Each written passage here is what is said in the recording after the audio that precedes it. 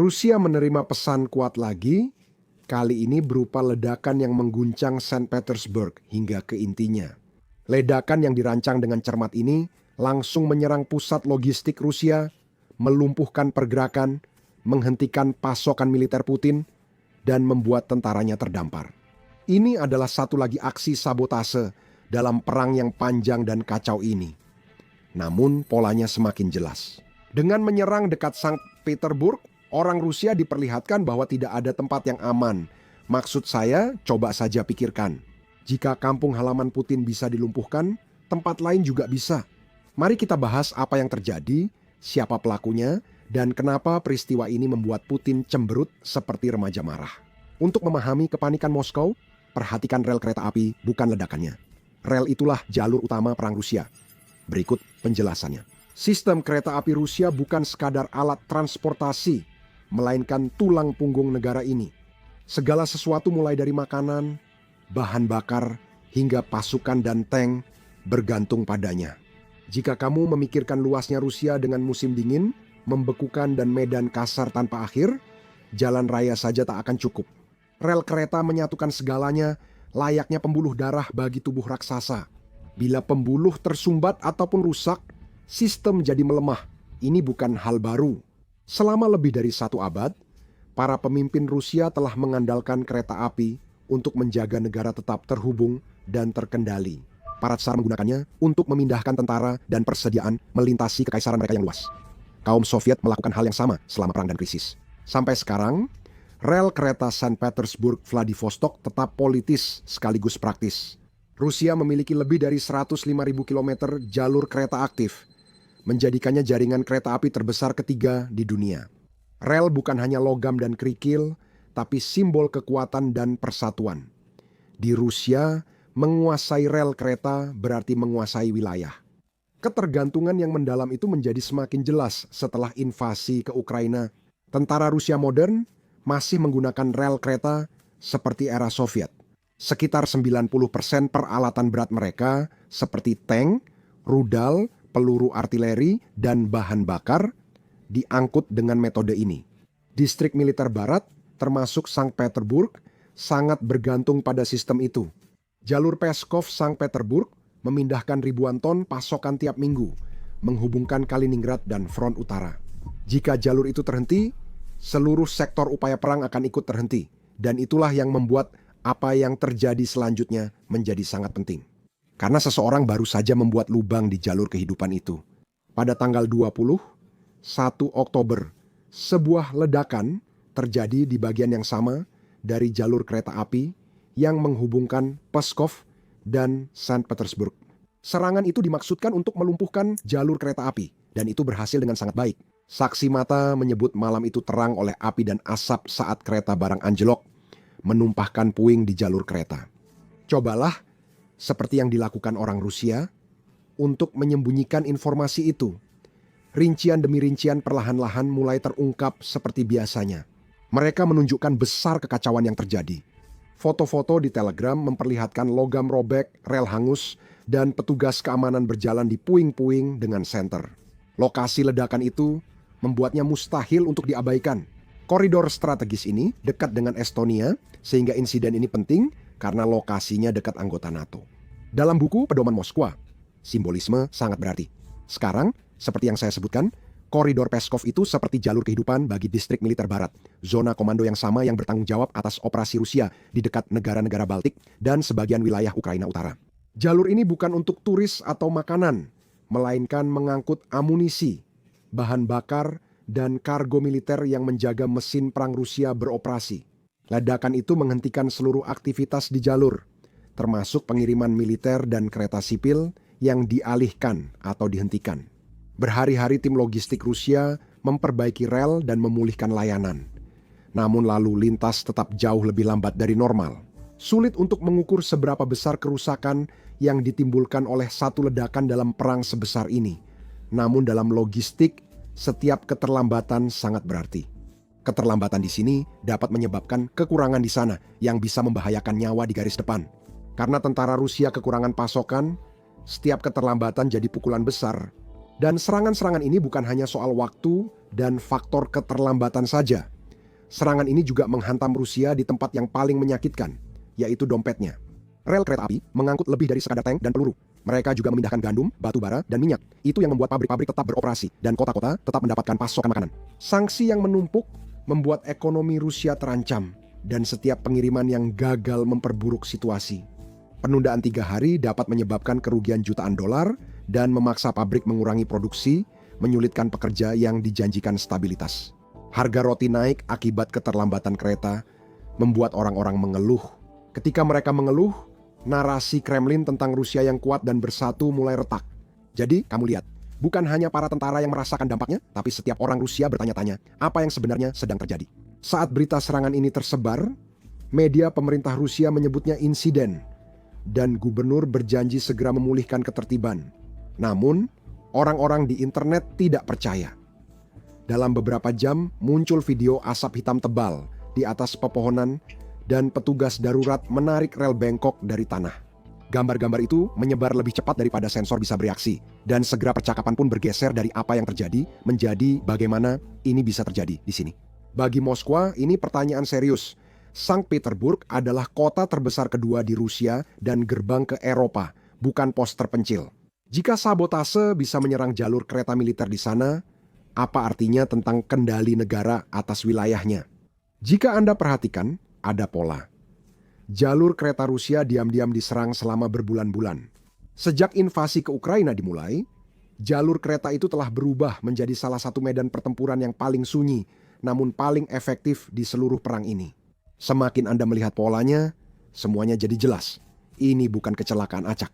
Ini adalah kampanye lambat dan disengaja yang perlahan menghancurkan kekuatan utama Rusia, kemampuan bergeraknya. Itu dimulai dengan tenang, hampir tak terlihat. Ada gangguan sinyal di sini, korsleting di sana. Lalu, seluruh bagian rel mulai meledak. Akhir 2023 kejadian ini sering terjadi hingga otoritas Rusia berhenti melaporkan sebagian insiden. Mereka menyebutnya kegagalan teknis, kini menjadi kode sabotase. Namun, kenyataannya tetap terungkap karena ledakan meninggalkan bukti, dan warga Rusia mengunggah semuanya ke internet. Tanda peringatan dini utama muncul pada September 2023. Sebuah kereta barang di Belgorod tergelincir dari rel setelah bahan peledak dipasang di sepanjang jalur Stariosko ke Valiuki. Sebanyak 11 gerbong dan 1 lokomotif anjlok dari rel. Pejabat Rusia menyebutnya gangguan teknis, namun pasukan khusus Ukraina mengklaim itu serangan sengaja. Waktunya tidak acak. Itu terjadi tepat saat unit-unit Rusia sedang berpindah posisi di dekat perbatasan, dan gangguan tersebut memaksa penundaan yang berdampak pada rantai pasokan selama berhari-hari. Beberapa minggu kemudian, kereta tergelincir di Ryazan akibat ledakan yang memicu kebakaran dan kepanikan polisi. Cerita resmi menyalahkan penyebab kecelakaan, namun lokasi kejadian menimbulkan kecurigaan. Ryazan berada jauh di Rusia, dekat pusat militer utama, meski jauh dari garis depan. Analis barat yakin meski bukti minim, ini sabotase yang jelas. Setelah itu, serangan-serangan bergerak ke barat laut. Pertengahan 2024 koridor Peskov-St. Petersburg jadi target favorit. Kereta barang bermuatan bahan bakar, amunisi, dan suku cadang sering diserang dengan metode yang sama. Bahan peledak kecil dipasang di bawah rel dan sering dipicu jarak jauh, selalu menargetkan kargo militer.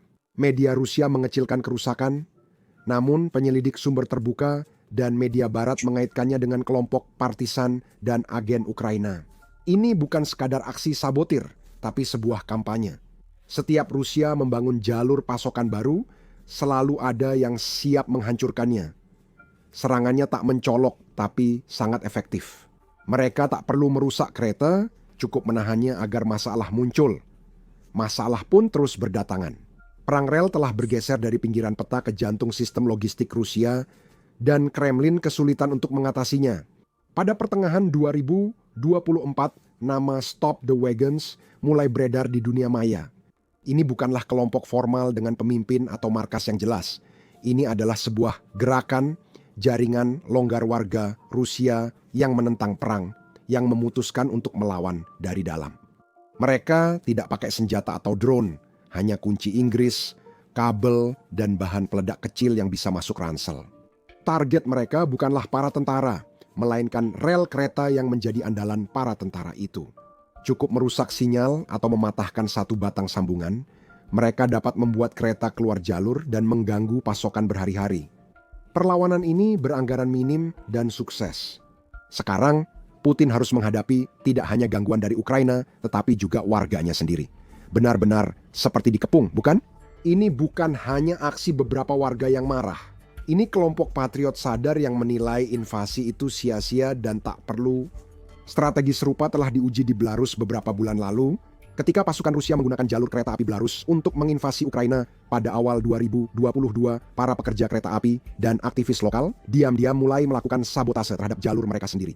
Mereka memotong kabel, mengacaukan sensor, dan menghalangi kereta perlengkapan militer Rusia. Beberapa dari mereka ditangkap, yang lain menghilang, tetapi gagasan itu menyebar. Dan begitu gagasan itu masuk ke Rusia, gagasan itu berkembang dengan sendirinya. Ledakan di Sankt Petersburg sangat simbolis, bagian dari peta perlawanan yang lebih luas. Apa yang bermula di rel Belarus kini mencapai pusat industri Rusia.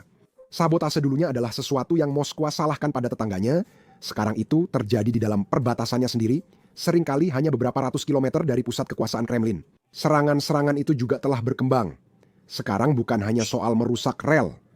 Beberapa menyerang jalur komunikasi yang mengendalikan lalu lintas kereta api. Yang lain menargetkan gardu listrik atau depo. Setiap serangan menambah lapisan gangguan baru. Dan yang lebih buruk bagi Moskwa adalah para pelaku sabotase ini terus beradaptasi. Setelah setiap gelombang penangkapan atau penindakan, operasi-operasi itu kembali dengan cara yang lebih cerdas dan lebih cepat. Kamu bisa kirim pasukan keamanan untuk menghadapi mereka, tapi tidak mungkin menjaga setiap kilometer rel di negara seluas 11 zona waktu. Selain itu, menyerang target simbolis jauh di pedalaman mengirimkan sebuah pesan. Ini memperingatkan Kremlin bahwa tidak ada tempat aman jika kami bisa sedekat ini dengan inti kekuasaanmu. Lihat saja, serangan-serangan yang semakin meningkat tahun ini itu adalah bagian dari sesuatu yang jauh lebih besar. Dan semuanya dimulai dari jalur Strogonovo-Mishinskaya di wilayah Leningrad. Koridor yang sama yang memasok Peskov ST. Jalur Petersburg, 14 September, 2 kereta barang anjlok dalam beberapa jam. Yang pertama terjadi di distrik Gachina. Penduduk setempat mendengar suara retakan keras, lalu hening. Dan ketika tim darurat tiba, mereka menemukan lokomotif terbalik. Tidak mengherankan, pejabat menyalahkan masalah teknis. Tapi foto-fotonya menceritakan kisah yang berbeda. Rel-rel itu terpelintir, hangus, dan bengkok dengan cara yang jelas menunjukkan sabotase. Hanya beberapa jam kemudian, sekitar pukul 2.30 pagi, kereta lain terkena di jalur yang sama persis. Kereta ini membawa tangki bahan bakar yang menurut Rusia kosong, tapi sumber Ukraina menyebut tangki berisi solar untuk garis depan. Ledakan itu memicu serangkaian kebakaran yang menyebar di sepanjang rel saat pihak perkereta-apian Rusia berusaha keras untuk mengendalikan kekacauan tersebut. Mereka mengalihkan jalur kereta, memindahkan penumpang ke bus, dan mengirim tim perbaikan untuk bekerja di bawah lampu sorot. Tetap saja, kerusakan terjadi dan keterlambatan berhari-hari. Sementara itu, internet seluler di daerah tersebut langsung mati. Sebuah langkah khas dari Kremlin untuk menghentikan penyebaran video. Namun, hal ini terjadi setelah beberapa klip bocor online yang menunjukkan api oranye dan asap hitam membumbung di malam dingin. Kedua kecelakaan kereta itu bukan kecelakaan biasa. Intelijen Ukraina mengklaim pasukan operasi khusus mereka dan sekutu lokal melakukan serangan untuk memutus pasokan bahan bakar. Tepat saat Rusia sedang bersiap melakukan serangan baru di Ukraina. Serangan itu benar-benar berdampak besar. Tim logistik Rusia harus mengalihkan pasokan lewat jalan belakang berlumpur menjelang tengah hari. Truk bahan bakar boros solar saat mengantarkan. Pabrik di dekat Sankt Petersburg memperlambat produksi dan pekerja dipulangkan lebih awal. Bisik-bisik menyebar bahwa kegagalan teknis di jalur-jalur ini tampak disengaja. Lalu datang tanggal 7 Oktober, jalur kereta api yang sama terkena lagi, kali ini di siang bolong. Kereta barang bermuatan kargo militer, amunisi, suku cadang, dan kemungkinan komponen drone diledakkan dari rel oleh bahan peledak yang dipasang presisi. Federalnaya Služba Bezopasnosti langsung bertindak tegas setelah itu, menutup lokasi dan menahan staf kereta api untuk diinterogasi. Tapi kerusakan sudah terjadi. Perlengkapan untuk garis depan kini tak berguna, berkarat di bawah hujan musim gugur. Para komandan terpaksa memakai konvoi truk di jalan berlubang dan tua, membuang waktu dan bahan bakar yang tak bisa dikorbankan. Serangan Oktober menjadi puncak, menutup bulan brutal, dan menunjukkan pola jelas. Seseorang terus-menerus menargetkan titik lemah yang sama, menantang Rusia untuk terus menambalnya. Setiap ledakan semakin mendekati pintu gerbang Saint Petersburg, menunjukkan bahwa para penyerang ini bukan hanya menguji pertahanan, tapi juga melemahkannya. Pada saat ledakan terbaru tanggal 21 Oktober ini menghantam koridor Pskov, rasanya itu bahkan sudah tidak mengejutkan lagi. Itu terasa seperti hasil yang tak terhindarkan dari sebuah sistem yang terlalu kewalahan untuk bisa mempertahankan dirinya sendiri.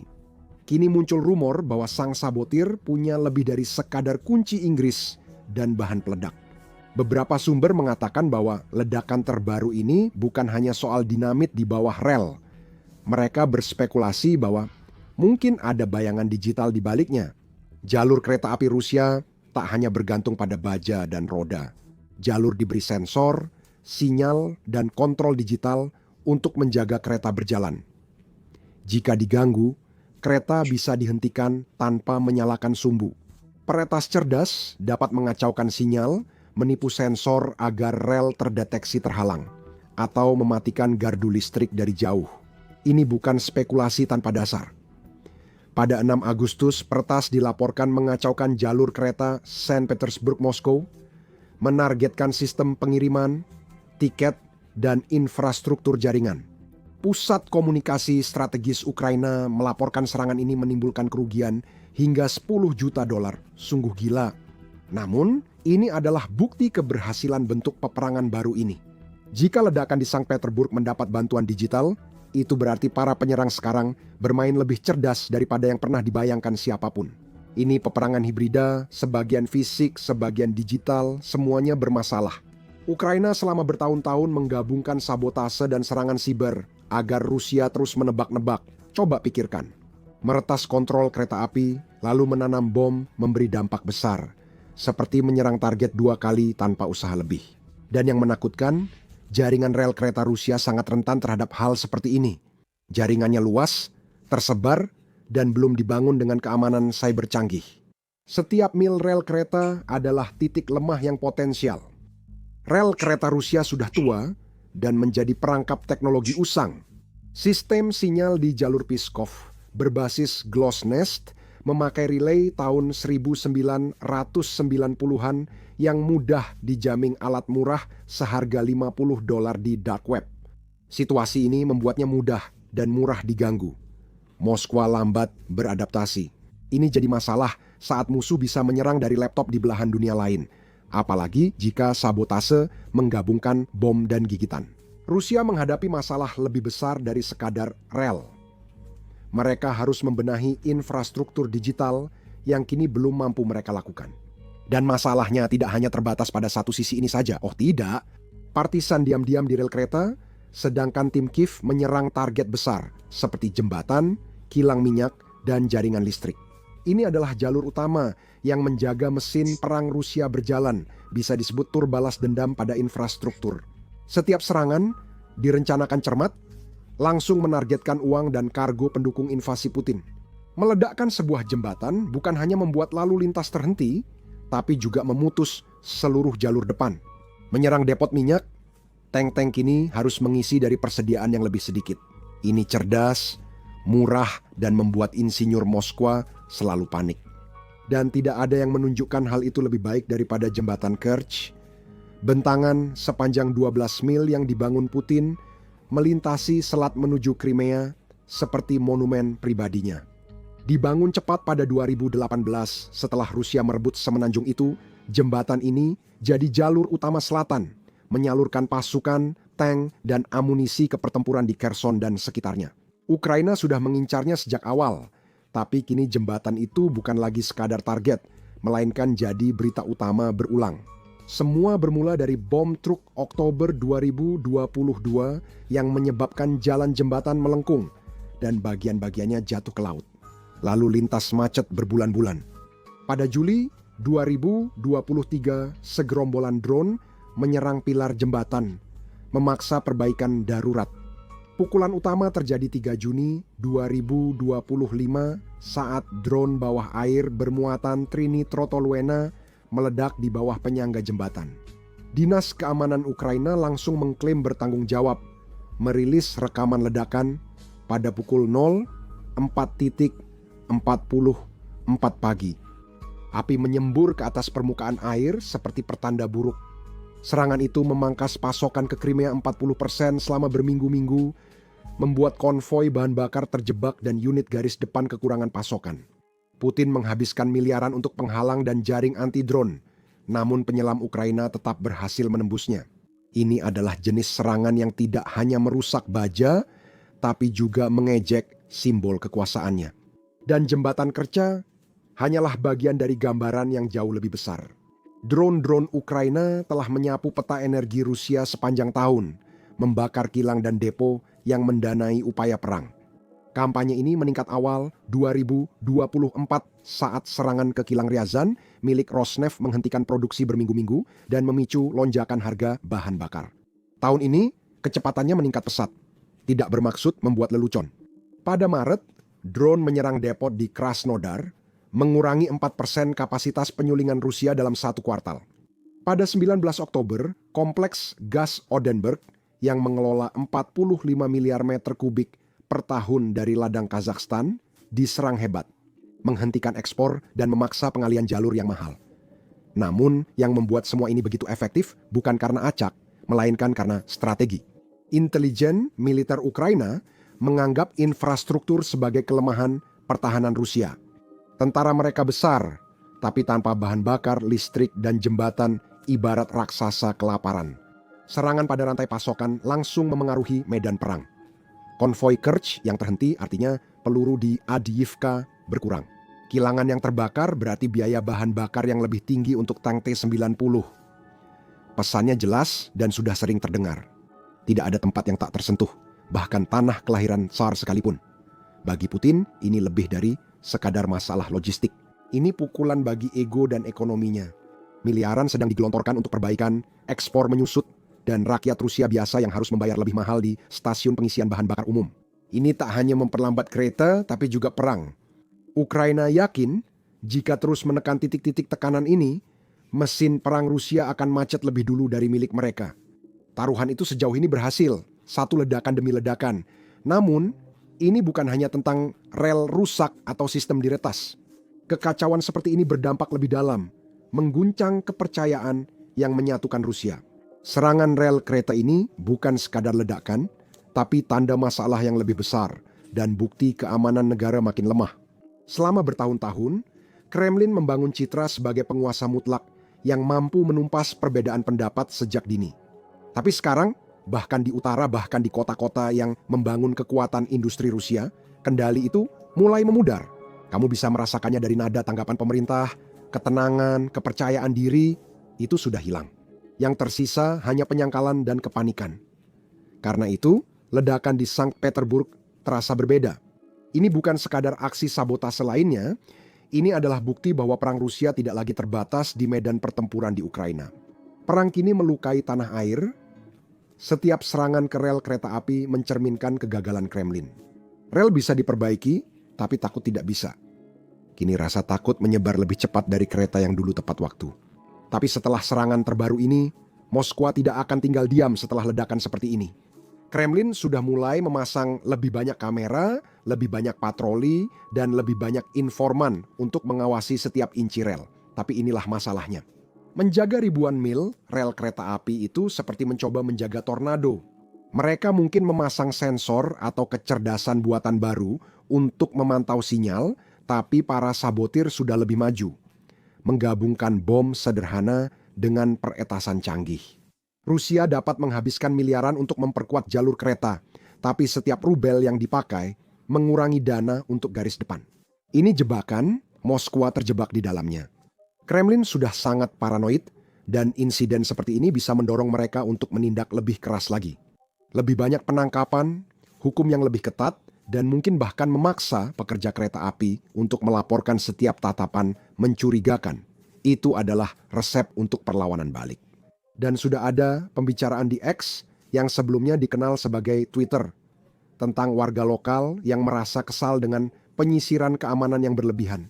Jika Federalnaya Sluzhba Bezopasnosti menangkap pekerja tak bersalah atau memperketat wajib militer demi infrastruktur, ini bisa memicu kemarahan lebih besar dari yang mereka siap hadapi. Lalu ada permainan intelijen. Federalnaya Sluzhba Bezopasnosti makin gencar operasi penyamaran, namun menangkap sabotase sulit karena mereka terdesentralisasi dan berbaur dengan kerumunan. Rusia bisa beralih ke pengawasan digital, seperti melacak ponsel atau meretas telegram, namun ini berisiko membuat warga melek teknologi makin menjauh karena terbiasa menghindari sensor. Setiap balasan pasti berbiaya.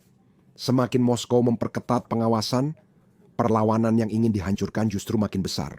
Ledakan di Saint Petersburg tidak hanya merusak rel kereta api, tapi mungkin juga telah memulai sebuah siklus yang lebih sulit dihentikan daripada yang pernah dibayangkan siapapun.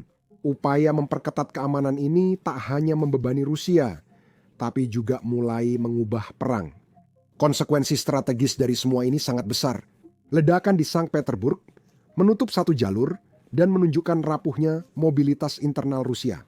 Jika jalur pasokan dapat dilumpuhkan dari dalam, maka seberapa besar pun pembangunan militer di luar negeri tidak akan berarti apa-apa. Perang modern dimenangkan bukan oleh jumlah peluru, tapi siapa yang bisa menjaga logistiknya. Dalam hal itu, Rusia kehilangan posisi dengan sangat cepat. Pertanyaan utama sekarang bukan mengapa rel-rel itu meledak, tapi siapa dalangnya.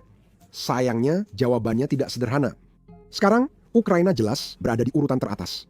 Badan intelijen Ukraina seperti Glavne Upravlenia Rozvidki dan Sluzhba Bezpeki Ukraini telah melakukan operasi rahasia jauh di dalam wilayah Rusia selama bertahun-tahun. Bukan hanya pangkalan militer saja yang mereka jadikan target sekarang. Jalur pasokan, gudang, dan infrastruktur kini masuk strategi baru yang lebih ambisius. Tujuannya menyerang Rusia di titik terlemah tanpa mengirim tentara ke medan perang. Mensabotase jalur kereta api lebih murah, kurang terlihat, dan seringkali lebih efektif daripada menembaki markas. Pejabat intelijen barat telah memberi isyarat tentang perubahan ini selama berbulan-bulan. Dan jalur Sankt Petersburg adalah contoh yang sangat jelas. Ini menyerang logistik, mengenai lokasi simbolis, dan mengirim pesan jelas tanpa menembakkan peluru konvensional. Ini bukan hanya soal Ukraina. Di Rusia, perlawanan makin berkembang dan terdesentralisasi.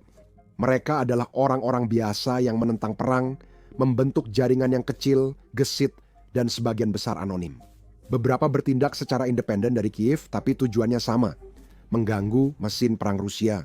Mereka adalah partisan dalam arti sebenarnya, dan mereka menjadi sangat efektif. Alat yang mereka gunakan sederhana. Bahan peledak rakitan, sabotase rel, dan gangguan cyber sederhana.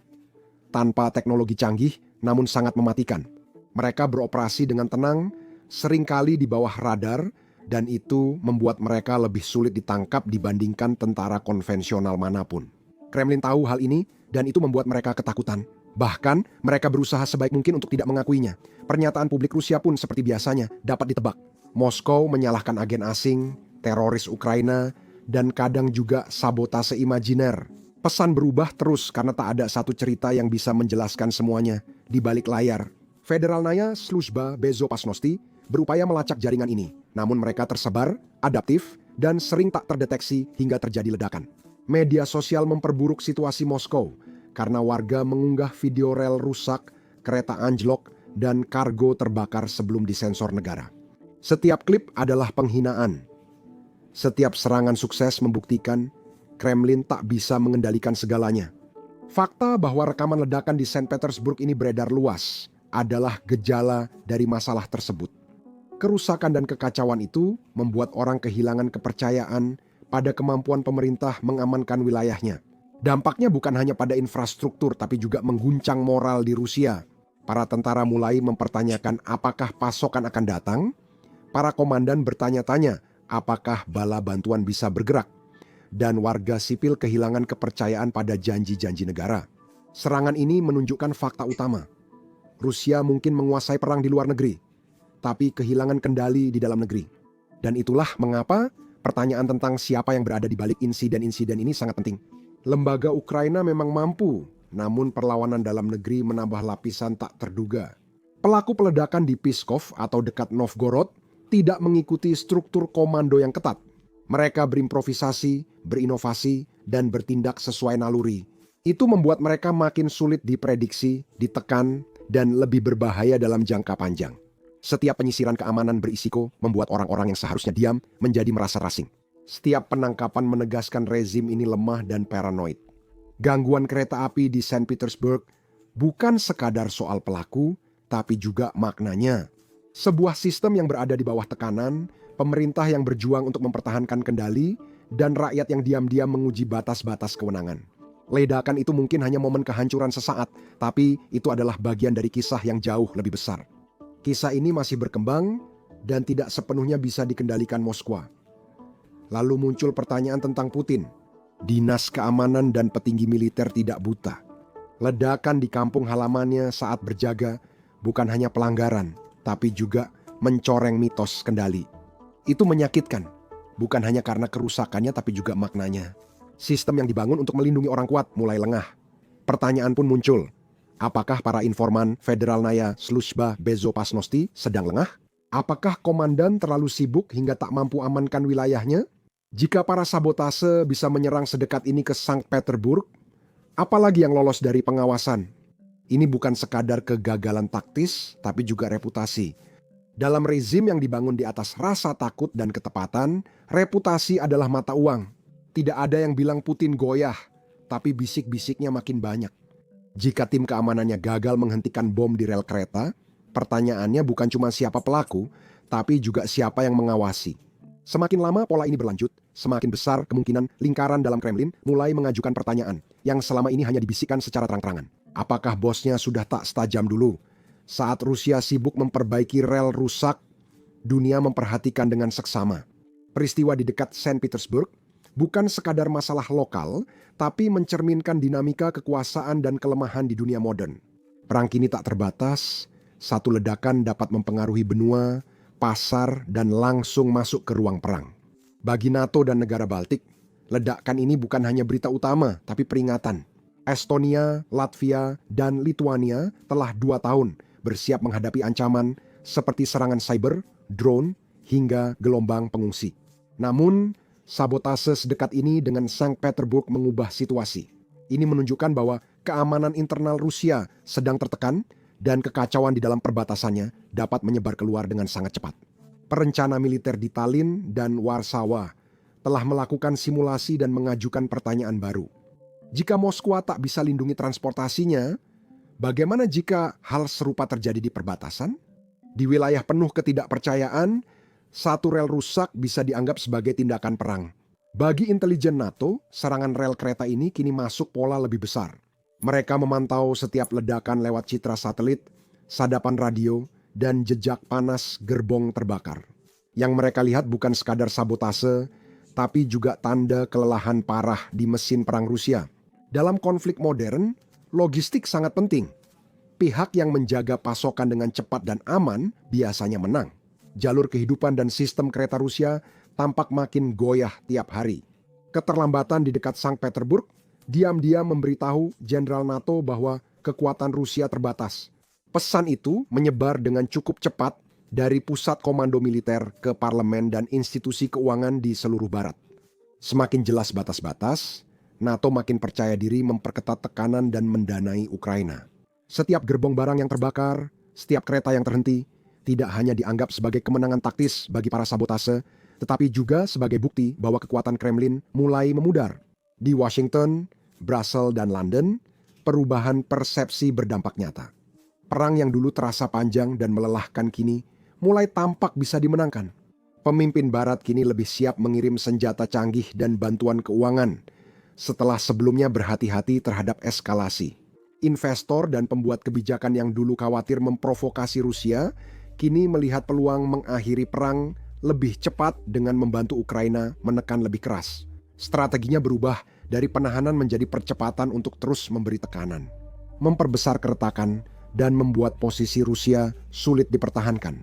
Bagi ahli strategi NATO, peta rel kereta Rusia kini mirip monitor detak jantung. Setiap ledakan baru adalah denyut lain, menunjukkan bahwa sistemnya semakin melemah. Dan dalam pertemuan-pertemuan tertutup dari Brussels hingga Washington, pola itu sedang dipelajari dengan saksama. Beberapa orang mulai percaya bahwa perang ini tidak harus membeku dan berakhir buntu. Perang ini sebenarnya bisa diselesaikan.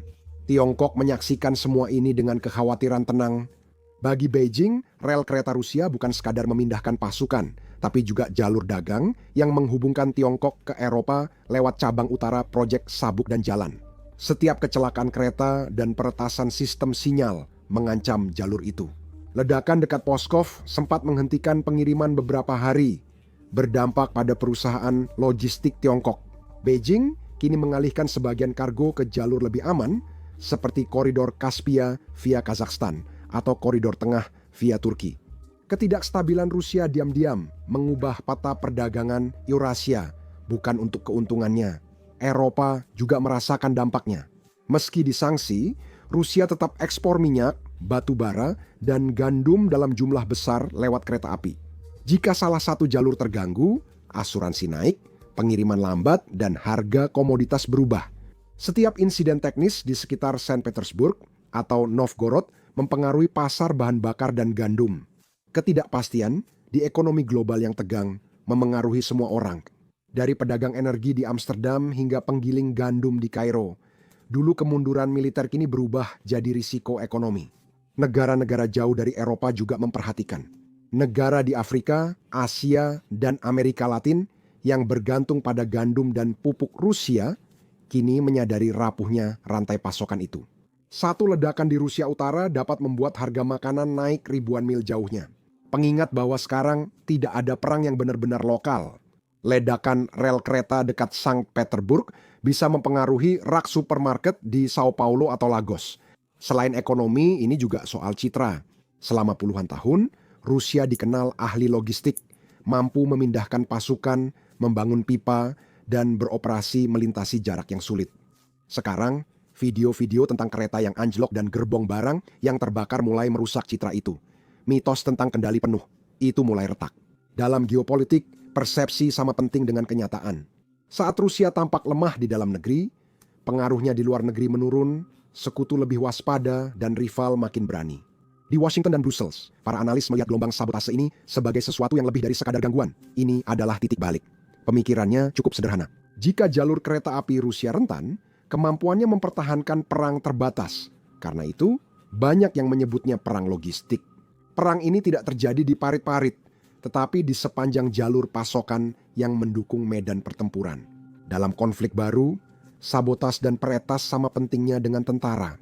Bahkan kekuatan netral seperti India dan Turki diam-diam sedang menghitung ulang. Keduanya telah berjalan di garis tipis antara Moskwa dan Barat.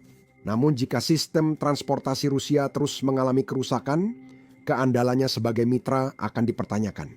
Perdagangan, investasi, dan bahkan janji diplomatik semuanya bergantung pada stabilitas. Dan saat ini, rel-rel Rusia sedang menceritakan kisah yang jauh dari stabilitas. Jadi, sementara Moskwa saling menyalahkan agen asing dan bergegas memperbaiki jaringan mereka yang rusak, dunia sudah menarik kesimpulannya sendiri. Pertanyaannya bukan siapa pelaku bom, tapi apa yang terungkap akibatnya. Ekonomi, reputasi, dan kekuatan militer Rusia semuanya berjalan di jalur yang rapuh yang sama. Ketika jalur-jalur itu gagal, guncangannya tidak berhenti di perbatasan Rusia saja. Guncangan itu menyebar ke pasar, aliansi, dan perhitungan global.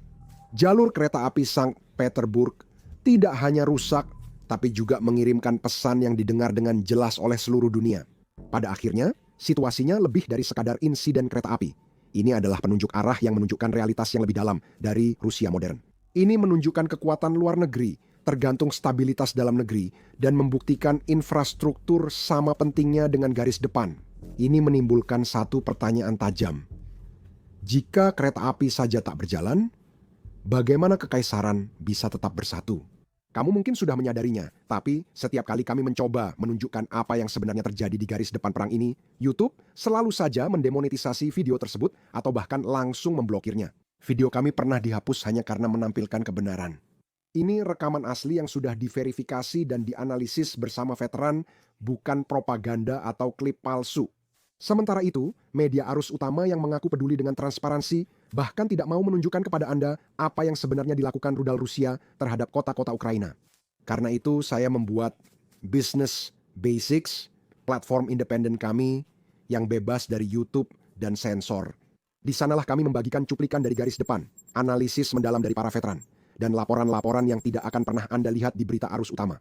Ini bukan soal klik atau penonton, tapi mendokumentasikan kebenaran sebelum hilang oleh algoritma dan politik. Dan satu-satunya alasan kami bisa terus menjalankan situs web ini adalah karena Anda, para penggemar, para penonton, orang-orang yang benar-benar peduli dengan apa yang sedang terjadi. Kami tidak punya sponsor atau perusahaan besar, hanya dukungan Anda. Jika Anda mendukung jurnalisme independen dan ingin tahu fakta sebenarnya, kunjungi basicsinsider.com sekarang. Anda bisa klik tautan di deskripsi atau scan kode QR di layar. Perang tidak hanya terjadi di medan perang, tapi juga demi kebenaran.